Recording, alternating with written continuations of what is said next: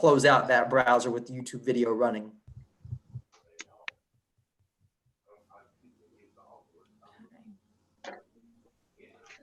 It's making its way. It's setting up for your YouTube live meeting.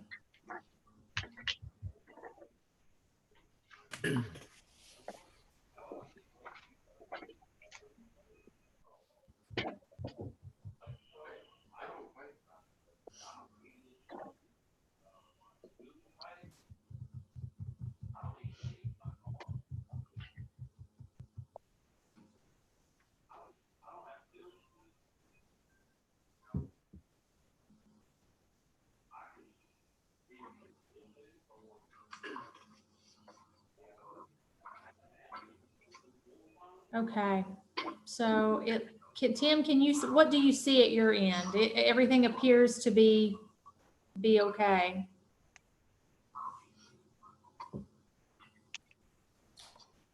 What are you seeing, Tim? Yes, okay, yeah, it's live. So now you just need to start. I can minimize that? Yes. Okay, all right. Now let me start recording this meeting. Okay. So Tim, what do you see at your end? Everything appears to be okay. Pull your browser back up. Yeah. What are you seeing, Tim? Yes, okay, yeah, it's live. So now you just need to I can minimize that? Yes. No. Okay, all right. Now let me start recording this meeting. So Tim, I don't know. It's not working. Everything appears to be. Okay. Pull your browser back up. Yeah. What are you seeing, Tim? Yes, okay, yeah, it's live. So now you just need to minimize that? Yes. No. Okay. Let me start recording this meeting. I don't see it not working. Pull your browser back up. Yeah. Yes,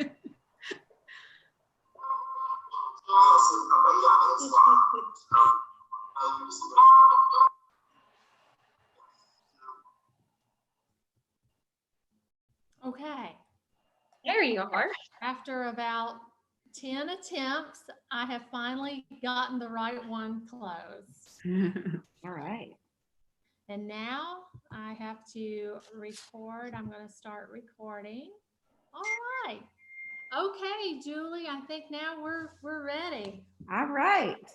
Well, welcome. This is our special board meeting on May 14th, 2020. And the first thing we'll do is call it to order. And so when I call your name, you probably want to say here and raise your hand, I guess. Laurie. Here. Sean. Sean here. Dion. Here. Chastity. Here.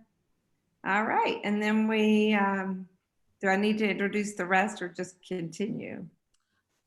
Julie, go ahead and introduce everyone. I need to pull up. I'm going to pull up the actual agenda to share it. I know you all have a hard copy, but some things I will pull up on the screen. All right. Well, we have Tina Strickland, and we have Tim, and we have Kelly Gamble, and we have Robin Couch, our principal. And Robin, would you do the Pledge of Allegiance? If you wait just a second, I'm going to share the screen, my screen, because it's only fitting that we have a flag that we can look at. All right. All right, Mr. Couch. I pledge allegiance to the flag of the United States of America and to the republic for which it stands, one nation, under God, indivisible, with liberty and justice for all. And would you give us our mission statement? The mission of Augusta Independent Schools is to ensure all students achieve high levels of learning in a nurturing climate, empowering them to be responsible and productive citizens of a global community. Thank you. We need approval of an agenda. Can I have a motion to approve the agenda? Trustee Chastity? May. And could I have a second? Dion, second. Yeah, second. Thank you. Principals report, student achievement. Well, unfortunately, we don't have any student achievement to talk about, with the exception of we're finished. We've wrapped up the year, 2019, 2020 in the books.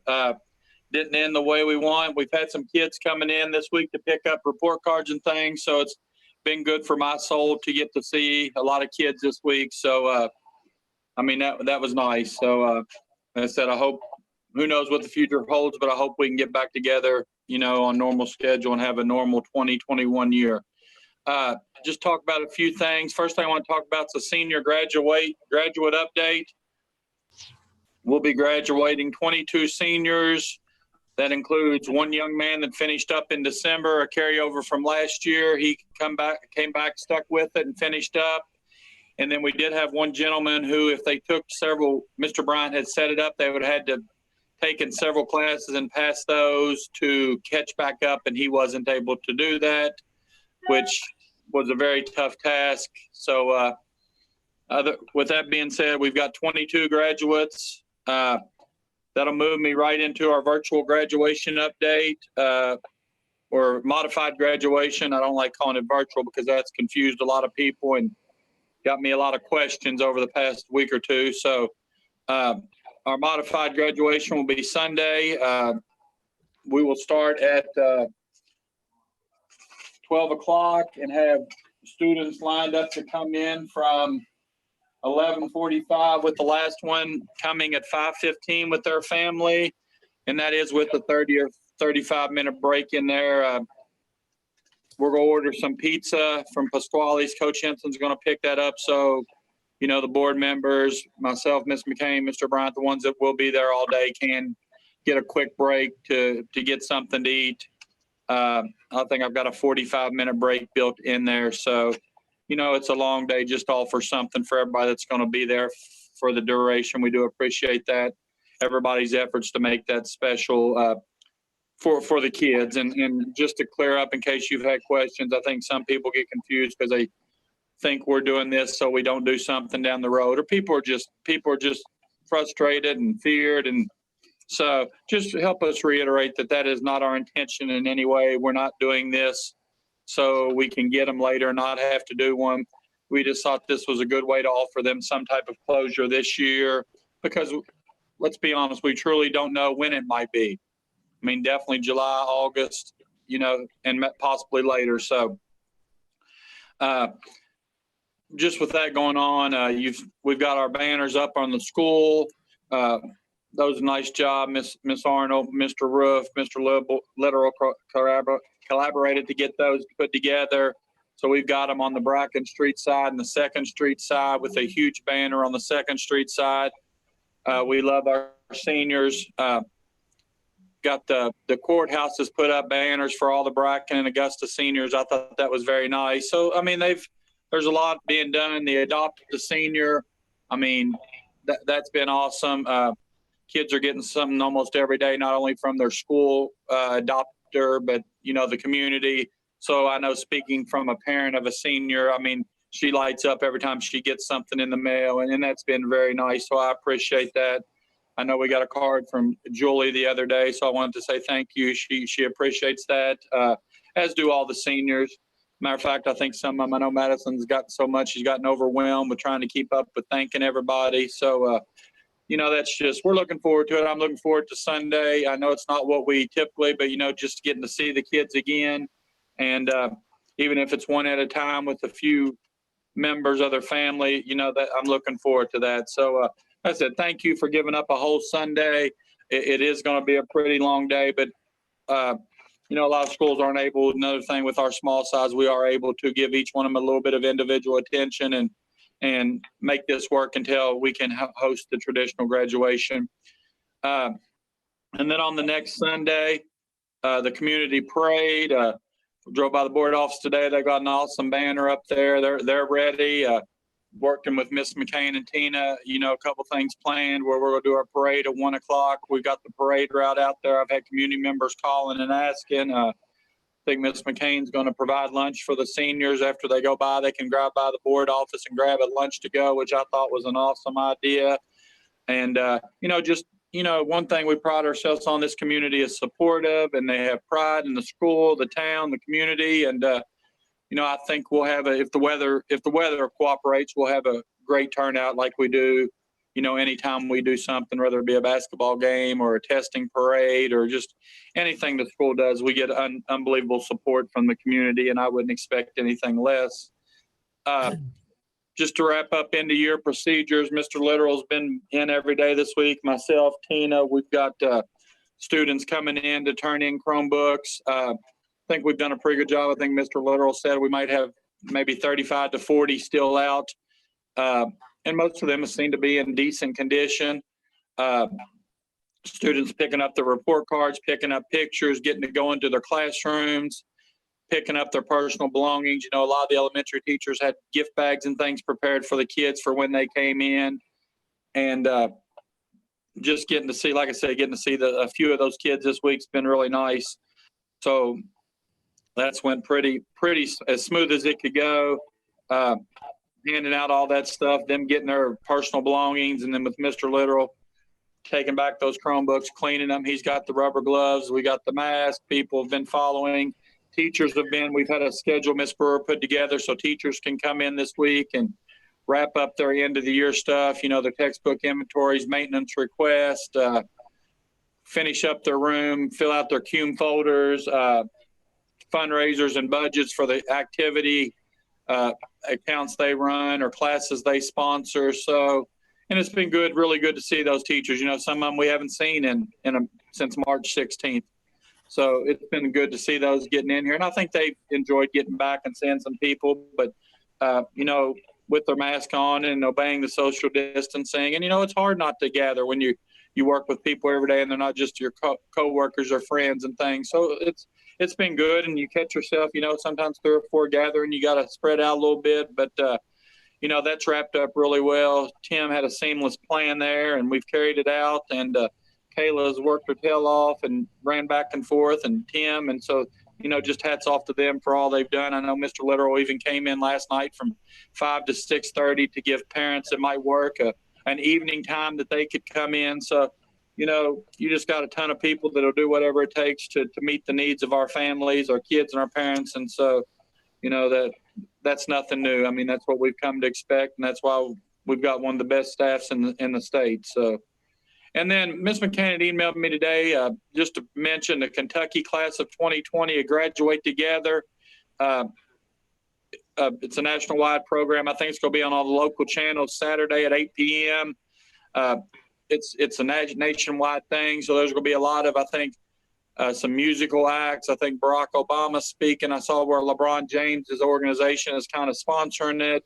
I know the KDE submitted a 2-minute video, which I know Ms. Taylor had sent some of our pictures in our senior class. So possibility there might be a picture or so. I'm not sure.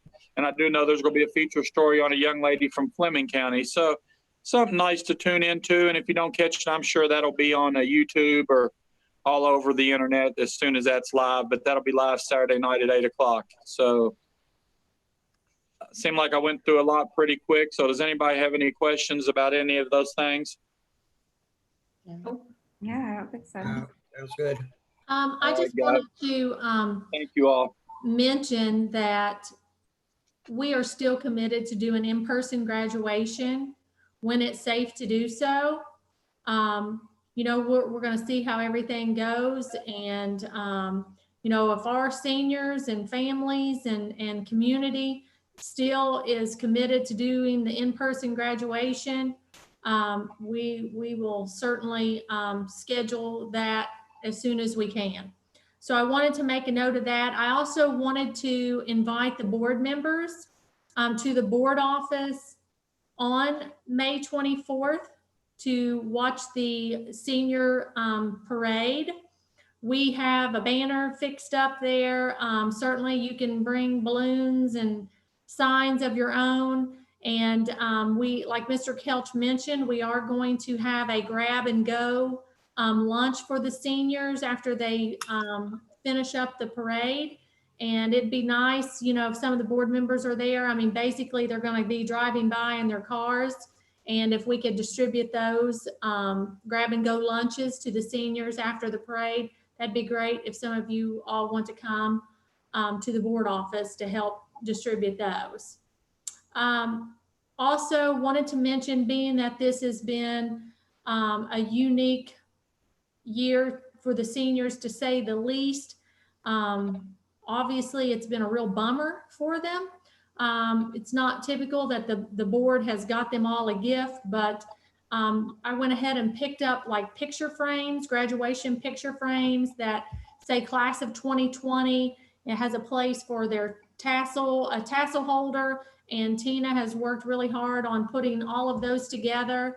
So that's going to be just another special gift to the seniors from the Board of Education, that we'll have those ready and give those to each senior on Sunday during our modified virtual graduation. So I wanted to mention that.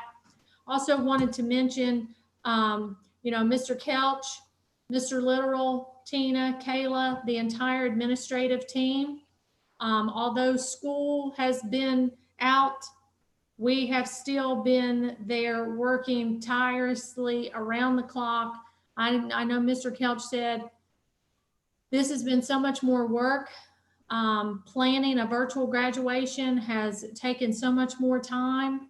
I can tell you that there's been a lot of extra work going in behind the scenes since all of this has started.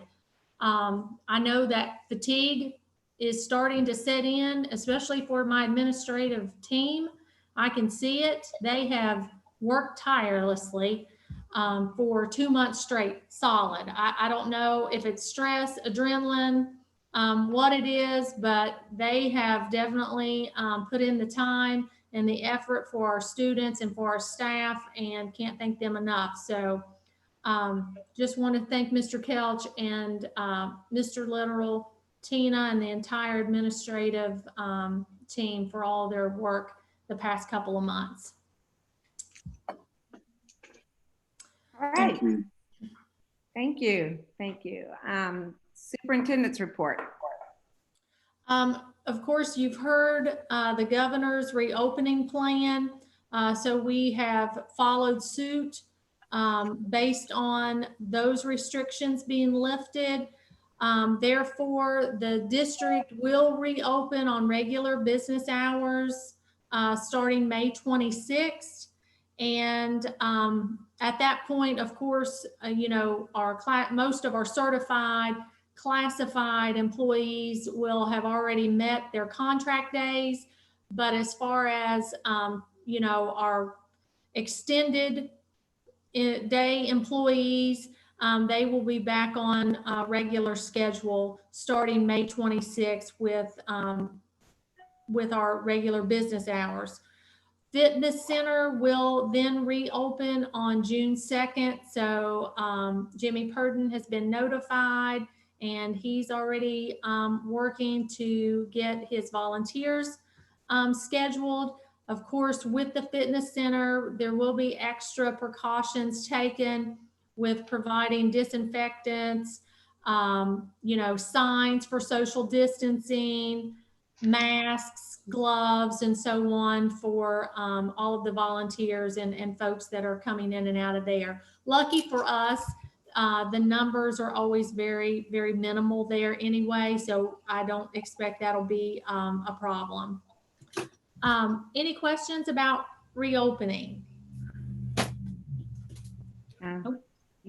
Okay, moving on to the Gear Up program. I had mentioned this in the board report that I had sent out earlier in the week. I actually have heard back from the director, and she has informed me that it's not likely that Augusta Independent is going to be able to get into the Gear Up program for the upcoming year because their numbers are extremely elevated. They actually have 20% more students participating than we're supposed to. So I think they have statewide something like 1,800 students. I haven't gotten to circle back around to her because she just emailed me back, but I am going to ask, being that we are so small, if we could be included in a consortium with a neighboring district that participates in Gear Up. It's not likely that they will do that because I asked that question last year, but I'm still going to make an effort to do so because the Gear Up program provides a lot of programs and resources and support for college and career readiness of high school students, which would be, highly beneficial. Eventually, hopefully we'll get in the future. Any questions about the Gear Up program and what our district plans are there? No. Okay, and a lot of this information was sent out as well on the board update. I wanted to mention the Give Back Tuesday Kentucky Good Day project update. As you know, that I've been sending out a lot of information on that. You've been seeing a whole lot, I know, on social media, particularly Facebook, because that's what I'm on, a little bit on Twitter. There's also, you can find Give Back Tuesday on Instagram and YouTube as well. So Give Back Tuesday basically is a three-prong approach. It is to bring awareness to the Give Back Tuesday event that is May 24th through 30th to give 1 hour of community service.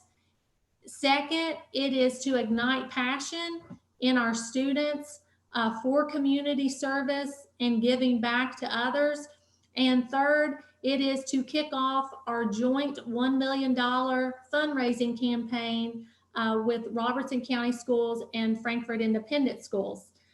Behind the scenes, I've been doing a lot of work and promotion, particularly with the social media campaign that has been launched. So there's a lot of new content that comes out on the Give Back Tuesday platform every day. A lot of things to promote our Kentucky Good Day project. Tomorrow, Sanford Holbrook and Houston Barber and myself will do a radio interview with WFTM in Maysville. So we'll be doing that broadcast tomorrow morning at 10 a.m. So we're trying at this point to really promote it. Coming out next week, which is the week before Give Back Tuesday begins, will be another push for social media with viral challenges. So you will see some of that out there as well. I'm going to be sending out an email to all of the faculty and staff, of course, the administrative team, our seniors who are participating, our board members. You will be on this email to the Augusta Independent Educational Foundation, which is actually sponsoring the Give Back Tuesday website, and we'll humbly ask that each of you participate if you can. To give back 1 hour on May 30th. The plan is to meet at the school at 10 o'clock on May 30th, which is a Saturday. From there, Tina has been working to help me coordinate the various community service projects that we will be doing around Augusta. We have river trash pickups planned, park trash pickup plan. We have coordinated with Kay's Best Way to do food deliveries for the elderly and shut-ins. We also are going to be working with the Frisk Center to restock the blessing boxes in the community. We are going to also be coordinating yard work, free yard work for elderly and disabled and shut-ins.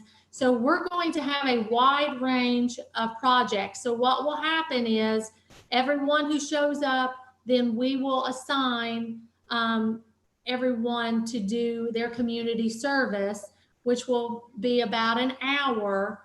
Then we will be providing a barbecue grab and go lunch for all of the participants. So that will be set back up at the school. Everyone will meet at the entrance of the school, and then that's where we will end and provide a barbecue grab and go luncheon for everyone who participates. We also will be adhering to social distancing and taking health precautions as well. So I wanted to put that out there. All of our seniors, because this is a student-led campaign that we're doing, because we felt like May 30th is symbolic of when seniors should be graduating from high school. And it really shows their strength and their resilience that they're giving back to their community at a time that they should be graduating from high school. So we think that's kind of a cool, unique feature about this whole program. So I hope that each of you, if you're available and can participate, will join us on May 30th. And if you have any questions or any suggestions, please reach out to me anytime.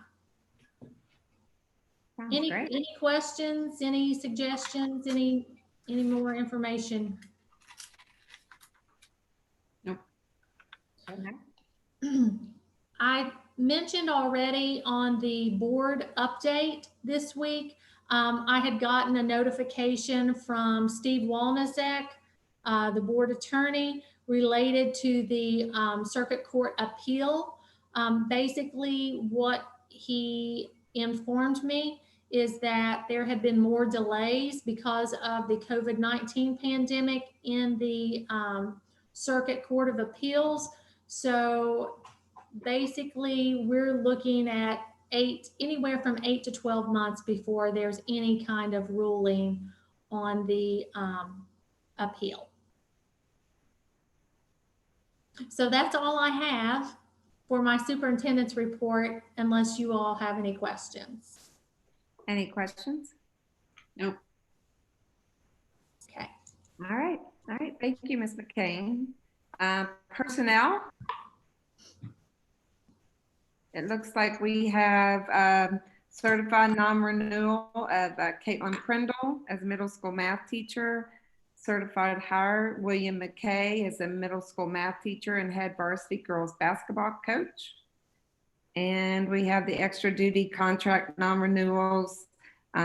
As you all can read there, all coaches' contracts were non-renewed as precautionary action until closure restrictions are lifted and athletic and academic extracurricular programs can resume. These positions will then resume and contracts signed. Any questions about that? Nope.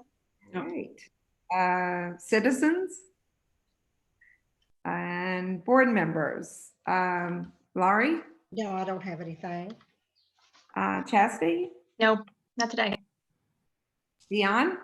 No. John? No. All right. We'll go on to the business actions and discussion items. We need to approve the tentative budget and salary schedules. And I think And we've all- Julie, okay. this is where, well, I was just going to say, this is where Kelly comes in. I know he's going to start us out on this report. All right. Okay. Thank you. Well, as you all know, as usual, there's a lot of good news and bad news. So unfortunately, this year, our SEEK revenue has decreased $73,000 from last year. So consequently, we have about a $50,000 decrease in our fund balance.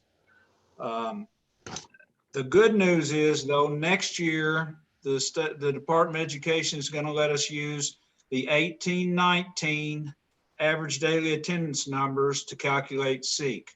Those numbers are better than this year's numbers. So therefore, we're looking at about a $38,000 increase in SEEK over the current year for next year. So that's the good news. As far as expenditures, we have, with food service and Mr. Caskey spending a considerable amount of time there. And I talked to Ms. McCain and Tim, and also with the amount of time that the custodians spend in the cafeteria, and also the water and the utilities and the trash pickup they use, we're going to shift about $25,000 in general fund cost over to food service next year. And I think it bears noting that KDE has also said that the fund balance in food service is getting too high, and they're only supposed to have a 3-month contingency. So that's part of that plan. As far as salaries, we've kept all the current staff, and we've only increased them in a year's experience. There hasn't been any salary increase budgeted here. Total salary costs are going to be about $6,200 more than the current year, and they would have been about $3,200 more, but we're moving about $25,000 of those costs over into food service. We're keeping all our non-personnel costs constant, with the exception they're going to be about $34,000 less, because this past year, if you all recall, we had a new telephone system, we had some maintenance upgrades, and we're not planning on doing those next year. We've had a few years where we've done some things like that, so we're going to try to avoid those this year. So even though we're looking at the fund balance maybe decreasing another $50,000 in the next coming year, we're still looking at having about a 17.5% contingency. The fund balance being still in excess of $500,000. We're still bearing the fruits of some really good years that we had prior to this year, and of course the year before. So even though we're spending a little bit more, we built up some money in order to be able to do that. I think that what the biggest thing is right now is that our enrollment is back down in the 250 range, not in the 270. And I know we've talked about that considerably. Some other good news, the legislature decided to equalize that second nickel that you guys passed year before last. And they'll be equalizing that at 25%.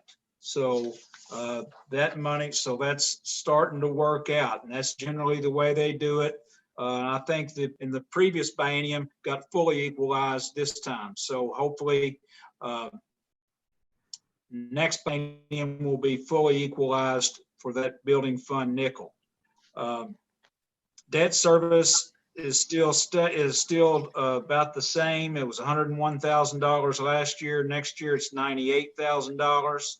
I did want to assure you that food service, we're still planning on having a contingency of about $36,000, even though we're shifting some expenses from general fund into food service. So this does not take into account the CARES money from the CARES Act, which is supposedly supposed to be about 83% of Title I allocation. Tim, correct me if I'm wrong, but I think that could conceivably for you guys be about $53,000 or $54,000 additional that the state will be sending as federal money from the CARES Act. So that is $53,000 that you could, the district is going to be able to look at and decide how to spend if it's excess costs from COVID, or basically if it's new Chromebooks, or if it's paid for wear and tear on Chromebooks, or if it's additional expense because of online learning, etc. So we don't have that money yet. I think that will be towards the end of this month, and that's not included in this budget. So those are additional funds that we can expect. So that's where we are. Our fund balance is going down somewhat. It's still at 17.5%. I think, as you all know, we've kind of ride these waves back and forth as well. We get as our ADA floats back and forth from 250 to 265 and so forth. So I think that's where we're at. Fortunately, we're able to take advantage of last year's ADA, not this year's. So you do have an 8th grade class, and Miss McCain and I talked about this, with only about 12 students in it. So that, we can hang in there till we get those graduated.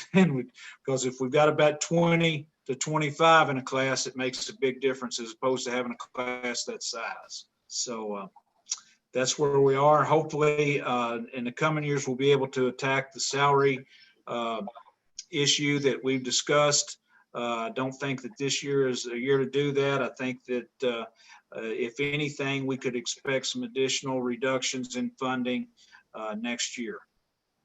Just depends. The state is already projecting a $500 million deficit for the current fiscal year. Just to elaborate a little more on some of the points that Kelly made, is he has mentioned we are being funded on anywhere from 250 to 265 as far as ADA goes. Each month I give you the enrollment, and you are accustomed to seeing numbers more like 280, 283. Keep in mind that our funding, we only get funded 50% on kindergarten. That's why you're hearing a number for our enrollment that's less than the actual number of students that we have, because we only get funded on half kindergarten. So that is also something, that, I wish we could get some legislation to change on that at some point, but that's where we are. Kelly also mentioned the CARES Act relief funding. We also are expecting to receive GEARS relief emergency funding. That is actually the governor's education emergency relief fund. So we do expect between both the CARES Act and the GEARS funding that much of that is going to be able to offset, some of the deficit that we know that we're going to have moving into the next fiscal year. Like Kelly said, the big issue that we have is enrollment. If we picked up, 10 kids, that would help things tremendously. So that's something that we're constantly watching and monitoring closely, is our enrollment numbers. I've actually reached out to the student exchange program that exists in the state, and have put our district's name on a list to possibly get some foreign exchange students. Foreign exchange students come to a lot of schools in Kentucky, and you get fully funded on those students. So that's something that is a good option for the district to pick up, maybe 2 or 3 students in the future. So every little thing that we can do to offset what is certain to be some hard times. But like I told the administrative team and had this conversation with Kelly over the last week, this isn't uncommon. This is not anything new for us.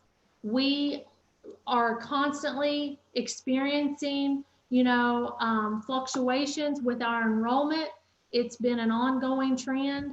It's something that we're used to having to really tighten up and just really only spend on the essentials. I've already, communicated with the administrative staff that we've got to cut out all non-essential spending moving into next year.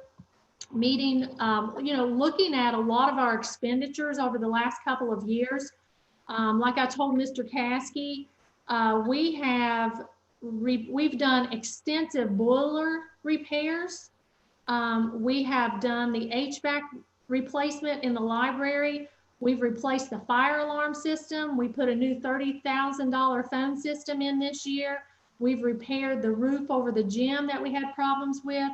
We've had one-time expenditures for a new lawnmower, for a new wax machine, for a new weed eater.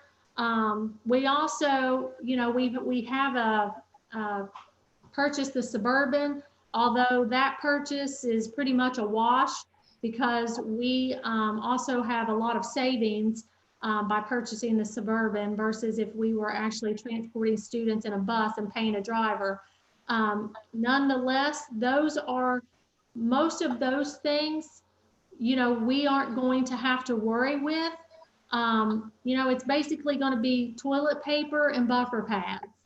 Moving on to the next, you know, fiscal year and probably for the next couple of years. And we've had years like these. I mean, Mr. Kelch and Mr. Literal can tell you, it was be like, we can't spend anything. I mean, literally copy paper and toilet paper. That's all we have to spend. The other thing you have to keep in mind, enrollment is down. And we have actually managed our very small budget extremely well because 3 years ago, we added a special ed teacher. Last year, if you recall, we made the decision to add an additional elementary teacher, which has been a wonderful addition to the staff, something that we needed. We added an additional paraprofessional. Of course, that position is the position that Joey Crouch is in.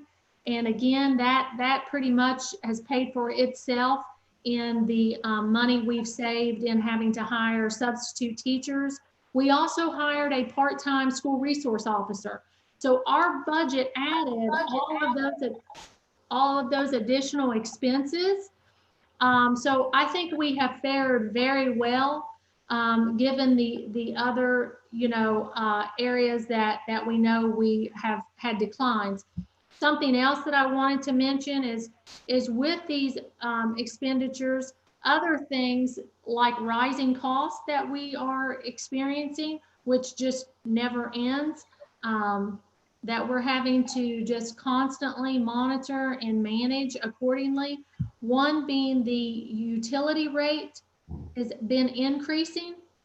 So at this point, at the end of April, we spent $61,700 in utility expenses, and we spent $61,400 for the entire year last year, the entire fiscal year.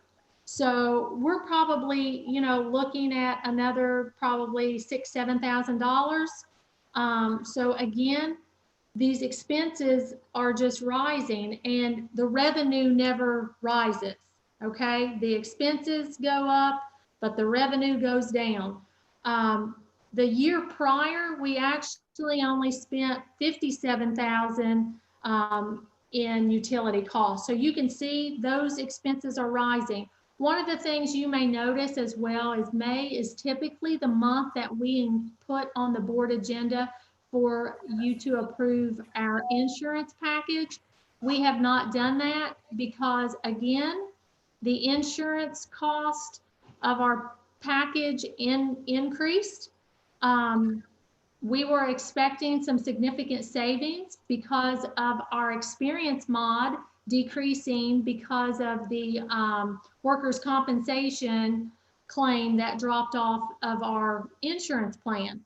So what ended up happening is the workers' comp portion of our package actually went down considerably, about maybe $5,000–6,000, and lo and behold, everything else went up. So it basically, we didn't feel or see any savings with the package that was presented. So the explanation that I had received is the fact that with COVID-19, everything went up, which makes no sense to me because our district didn't have any claims. We didn't have property claims. We didn't have fleet claims. We have had no claims.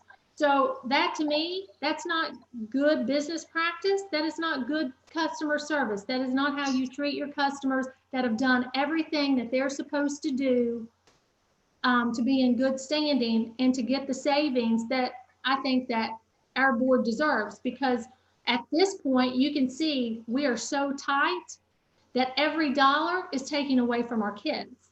And it's just not okay. It is not okay how we are constantly having to, just pinch every penny, and our kids are constantly, really missing a lot of valuable resources because of these things. So we've asked Assured Partners and Jim Downing to go back and to solicit some additional quotes from other carriers. We also have solicited some quotes from other insurance agents. They all have the same carriers. There's only basically three. There's Liberty Mutual, which we have, which is expensive. There's Wright Specialty, which apparently has not been writing very many schools, but we are trying to circle back to them to get a quote. And then there's another carrier called EMC, which doesn't do a whole lot, but they are attempting to get a bid from them as well. And then Jim has actually gone to another carrier called Specialty, and this company primarily writes for private schools, but in our circumstance, being that we're small, really more like a private school feel, he is going to try to get a quote from them. Now, with that being said, we're not going to compromise on the quality of coverage and the services provided. I still think that we should be able to get a $5,000 savings and it be apples to apples. But if it's not apples to apples, we're not going to compromise the coverage that we have. So with that being said, like I've told my administrative team and have talked to Kelly about it pretty extensively, is that we know we've already been informed that we need to be planning for budget cuts next year. So usually what happens is they're going to tell us you've got X number of dollars, and then come about January, February, they're going to say we got to take some back because there's a budget shortfall. And then, here you are trying to, manage your finances with being informed that you aren't going to have all those funds there. But we do know that we have some of our relief funding, and that's going to help us. We have some other possibilities that are unknown factors at this time that might help us as far as picking up some more students in the future. If we could pick up 10 kids, we would be golden. That would be golden.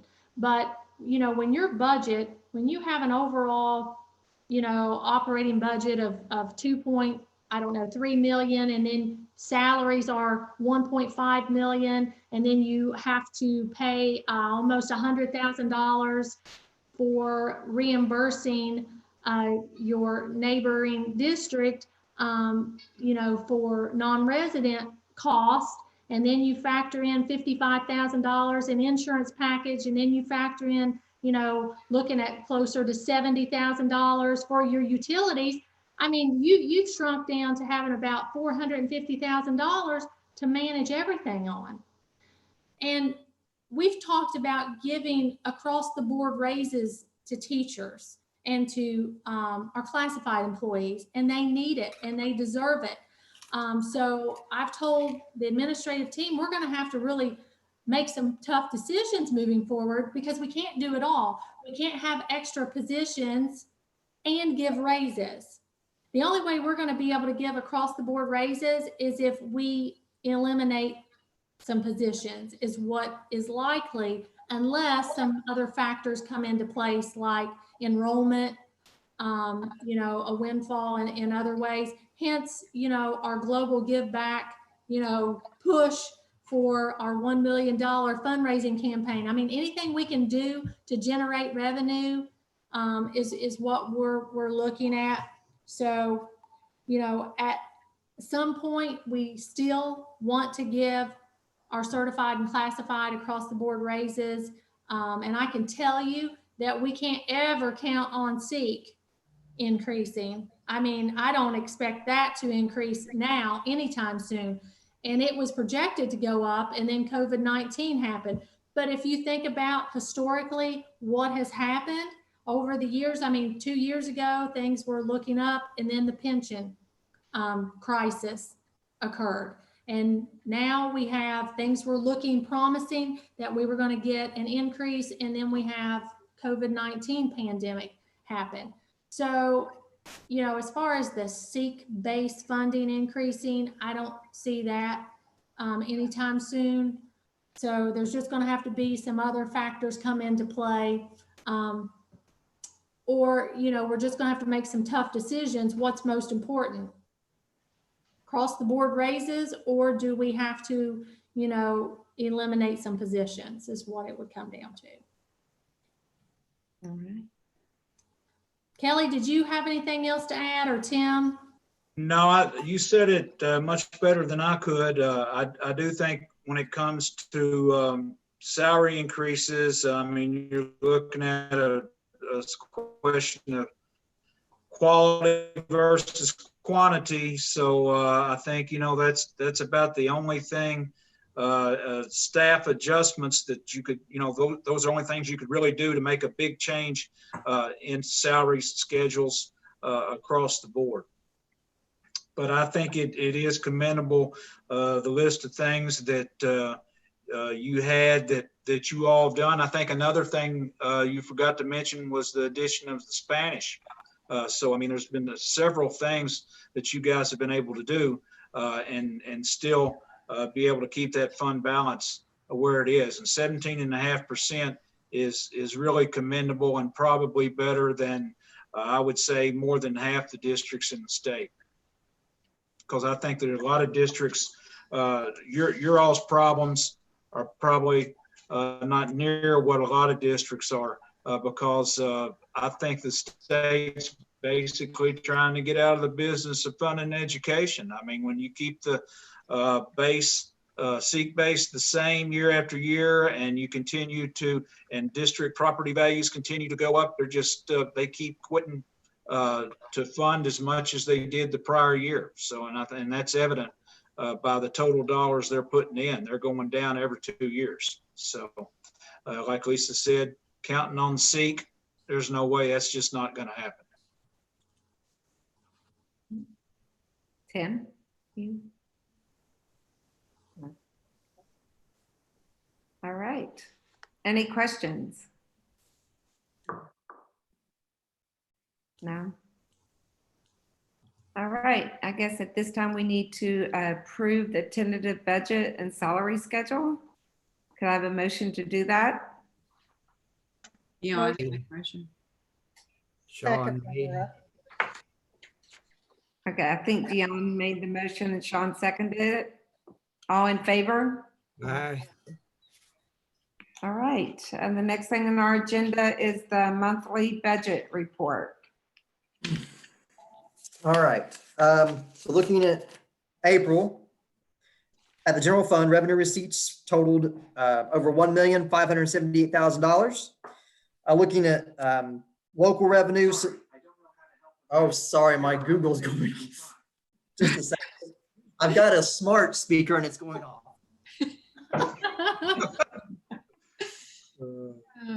Oh, I love seeing Tim having a little bit of technical problems. I'm glad it's finally you and not me all the time. That didn't happen last meeting. I guess I'm talking too loud. We need a little humor there, so that's good. Yes. All right, so back to general fund local revenue, especially the categories that have changed since last month. We received $254,000 in property taxes, $104,000 received in utility tax, PSC tax revenue over $24,000. We've received nearly $23,000 in motor vehicle taxes. $10,500 has been collected in tuition payments. $2,000 in miscellaneous revenue and $1,500 for delinquent taxes. And we've earned $2,900 in interest.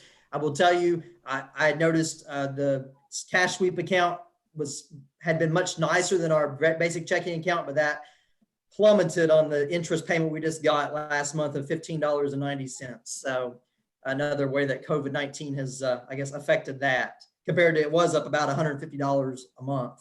So state revenue for the general fund, we've received $1,132,000 in SEEK funding and $5,300 in revenue in lieu of taxes from the state.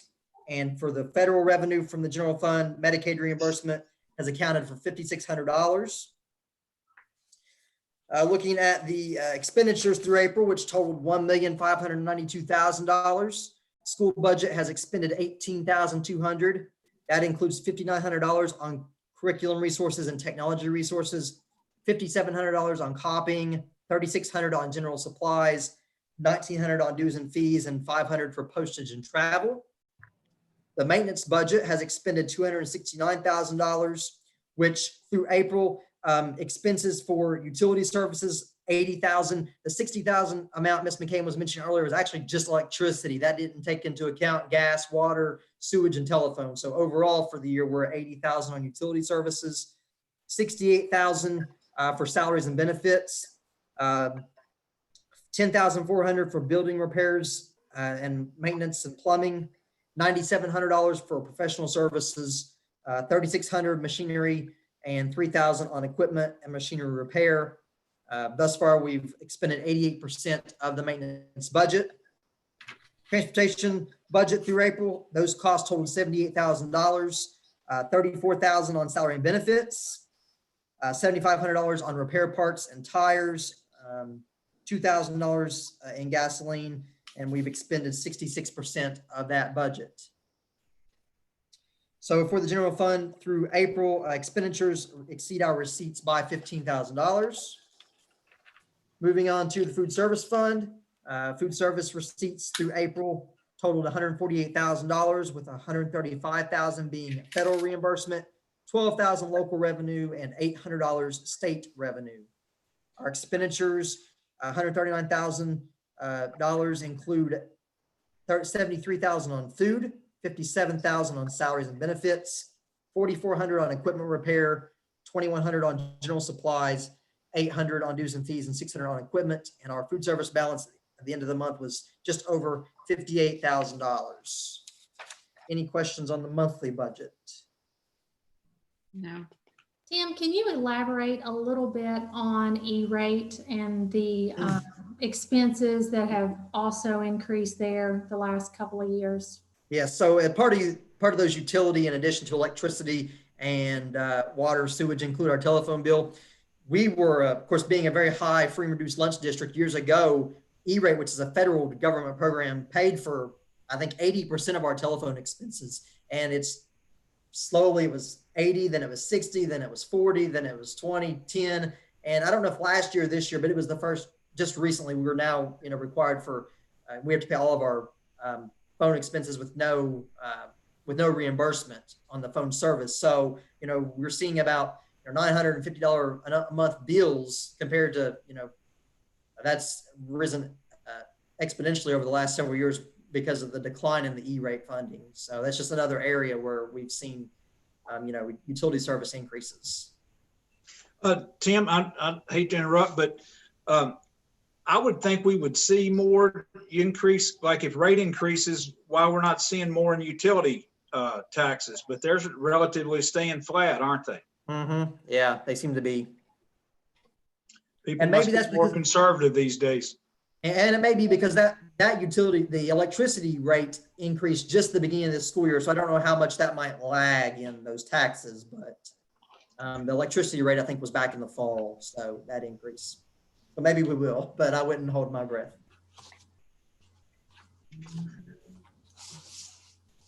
Any other questions? All right, I need a motion to approve the monthly budget report. I'll make Sean one. made. Chastity makes the motion. Second, Sean. John. made. Sean second. All in favor, say aye. Aye. Aye. All right. Approve the 2020-2021 tuition rates. Everyone had a opportunity to see that. Are there any questions?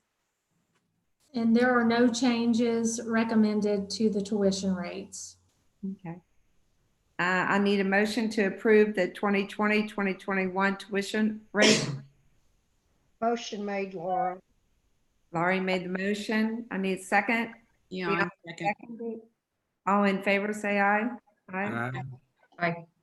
All right, approve the monthly facility report. You can see we completed cafeteria fire alarm inspection, painted kitchen floor and restroom, replaced door handle on downstairs exit door, replaced gym light, replaced radiator valves in classroom, replaced windshield in suburban, waxed floors in classroom and fitness center, painted top section of gym and lobby, completed school touch-up painting. Any questions?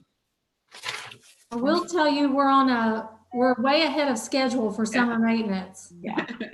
Oh, And on a positive note, as far as moving into the next fiscal year, we have already, expended some of those typical expenditures that would occur after June 30th. So that's going to help us as far as, managing, our maintenance budget, which trust me, Kelly and we've had a stern talking to Barry Caskey.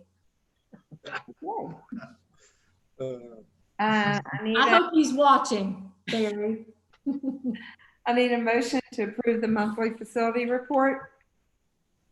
Take. Cassidy makes the motion. I need a second. Second, Dion. Dion, second. All in favor, say aye. Aye. Approve the 2019-2020 amended calendar. Ms. McCain, you have anything to say about that? Or Well, I just want to point out that we did have a total of 32 NTI days. 4 of the NTI days were prior COVID-19. 28, of course, were post-COVID-19 closure days. They did add on an additional hour to NTI days because there were going to be districts that were still going to be in school in the middle of June. So we actually reached our required 1,062 hours on May 1st with 1,080 hours. So with that, we have figured and calculated certified, which have to have 185 contract days, classified have 181 days. They will fulfill their employment contracts then May 20th. So that will be our closing day for faculty and staff. I did want to mention that just Tuesday, superintendents on a webcast were directed to develop 3 options for 2021 school calendars.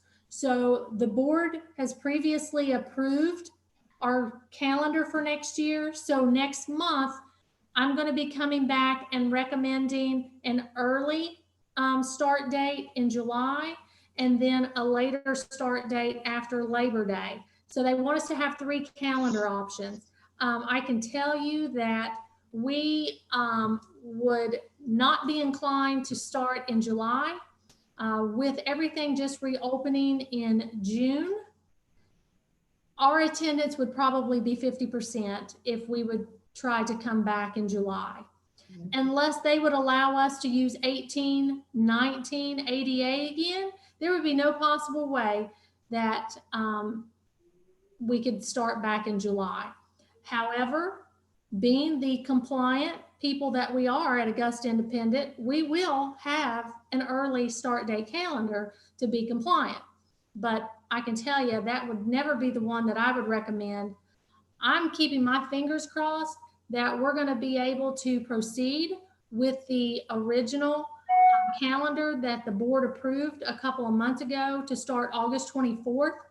That actually, I think, has benefited us that we were already looking at a later start date. So let's just keep our fingers crossed. We'll still be able to start school at the end of August. all right. Any questions? I need a motion to approve the 2019-2020 amended calendar. Trustee. The motion, Dion seconded. All in favor? Aye. Aye. All right, business and consent items, approved previous meeting minutes, approved 2020, 2021 substitute teachers, and you all see the list there you were given. Approved the bond of depository for 2020, 2021. Approved bills, approved treasurer report. Any questions? Could I have a motion to approve the business and consent items? Motion made, Laura. And do I have a second? Trustee. Second. All in favor, say aye. Aye. And adjourn, I need a motion to approve for an adjournment. Or adjournment. Trustee. Cassidy made the motion. Yeah, Dion second. seconded. All in favor? Aye. Aye. All right. Got some nice subs there on the list. I don't know all of them, but.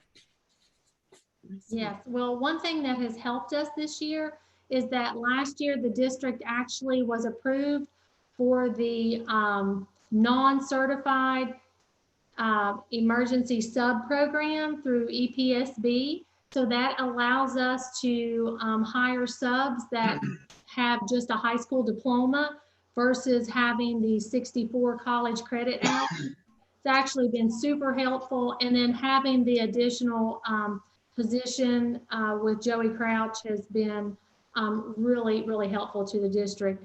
Mr. Kelch, I think you would vouch for that, wouldn't you? I would say if you look, it saved us a ton of money. I think our sub budget was very minuscule last year. So absolutely. And then, you know, subs are getting harder to get, being able to call a couple of those we added last year. I mean, Jerry Ziegler didn't get to it because he had to get a job, but Jimmy Purden being right up the street, you know, not a lot of subs will come in just to cover a couple hours or a half a day. I mean, Jimmy was a blessing to be able to do that, you know, times when somebody got sick and had to leave or just needed a half a day. So, you know, both those things, Joey, obviously that position and then the emergency subs were both valuable to the district and made it a lot easier for me to do my job and a lot less stressful on secretaries trying to find subs at the last minute. So Yeah. very beneficial, both of them. Great. Ms. McGann, do you want to stop streaming? Yes, I do. I sure do. Guys, thank you all